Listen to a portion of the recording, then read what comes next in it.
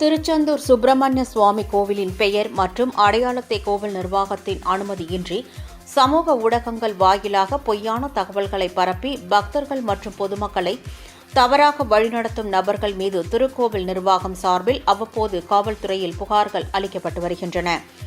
மேலும் இது தொடர்பாக சம்பந்தப்பட்ட சமூக ஊடக பக்கங்களை முடக்குவதற்கும் அவற்றை நிர்வகிக்கும் நபர்களை அடையாளம் கண்டு சட்டப்படி உரிய நடவடிக்கை மேற்கொள்ளவும் காவல்துறை மூலம் நடவடிக்கைகள் எடுக்கப்பட்டு வருகிறது.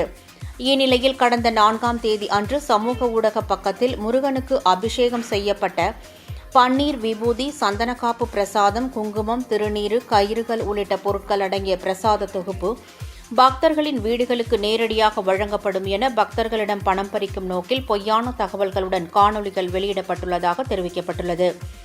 இதை அடுத்து சம்பந்தப்பட்ட சமூக ஊடக பக்கத்தை உடனடியாக முடக்கவும், வெளியிடப்பட்ட காணொலிகளை நீக்கவும், மேலும் மோசடி செயல்களில் ஈடுபட்ட நபர்களை அடையாளம் கண்டு அவர்கள் மீது சட்டப்படி உரிய நடவடிக்கை மேற்கொள்ளவும் திருக்கோவில் நிர்வாகம் சார்பில் காவல்துறையில் புகார் அளிக்கப்பட்டுள்ளதாக கோவில் நிர்வாகம் தெரிவித்துள்ளது.